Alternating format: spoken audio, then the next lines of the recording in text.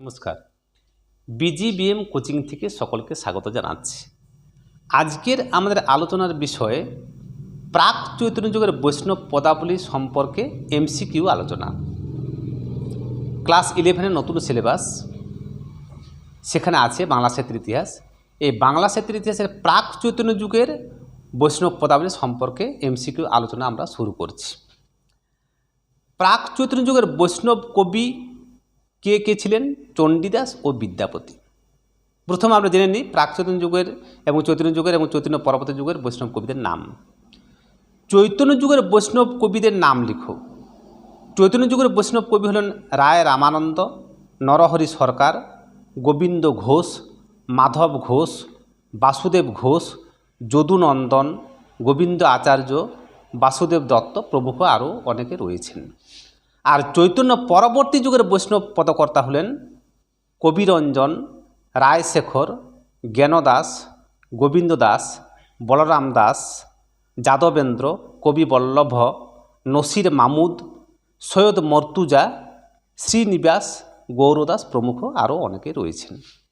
এরপরে আমরা বৈষ্ণব পদাবলীর প্রাক চৈতন্য যুগের বৈষ্ণব পদকর্তাদের আলোচনা করছি। বিদ্যাপতির জন্মস্থান কোথায়? দ্বারভাঙার মধুবনী মহকুমার অন্তর্গত বিশফি গ্রামে। আদি নিবাস ছিল মিথিলাতে।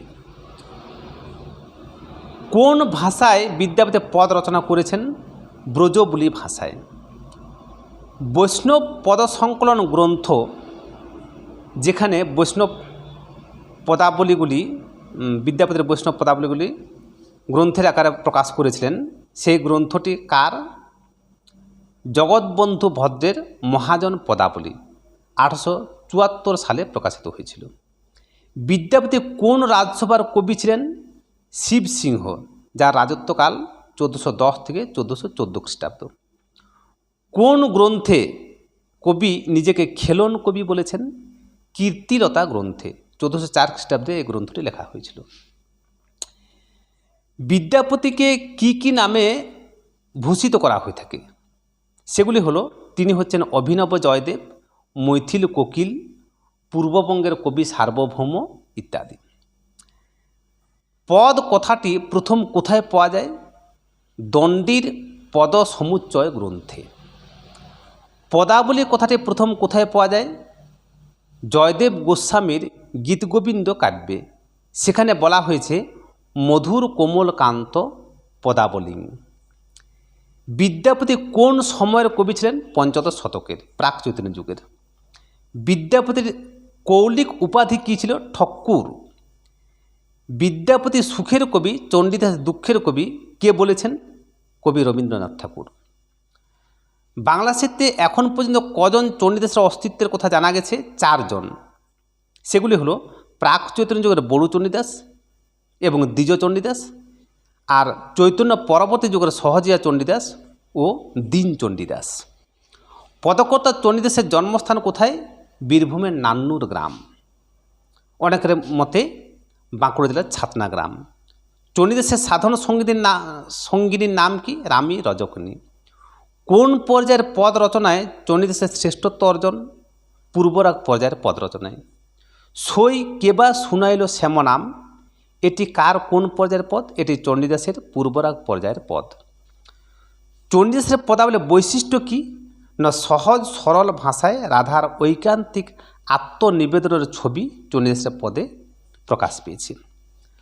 ভণিতা বলতে কি বোঝায়? প্রাচীন ও মধ্যযুগের কবিতার শেষে কবির আত্মপরিচয় জ্ঞাপক শ্লোক, একে ভণিতা বলে। যেমন চণ্ডীদাস কয় নবপরিচয় কালিয়া বন্ধুর শোনে, এটি হচ্ছে ভণিতা। চণ্ডীদাসের পদাবলীর প্রথম প্রকাশ হয়েছিল কোথায়? 1934 সালে বঙ্গীয় সাহিত্য পরিষদ থেকে সুনীতি কুমার চট্টোপাধ্যায় ও হরেকৃষ্ণ মুখোপাধ্যায় চণ্ডীদাসের পদাবলীর প্রথম খণ্ড প্রকাশ করেন। বিদ্যাপতির পদ কোন কোন রাজার পৃষ্ঠপোষকতায়? বিদ্যাপতির যে গ্রন্থগুলি কোন কোন রাজার পৃষ্ঠপোষকতায় রচিত হয়েছিল সেগুলি সম্পর্কে আমরা আলোচনা করি। কীর্তি সিংহের সময়ে কীর্তিলতা 1404 খ্রিস্টাব্দে লেখা হয়েছিল। দেবী সিংহের সময়ে ভূপরিক্রমা 1400 খ্রিস্টাব্দে। শিব সিংহের সময়ে কীর্তি পতাকা 1410 খ্রিস্টাব্দে, আর পুরুষ পরীক্ষা 1410 খ্রিস্টাব্দে।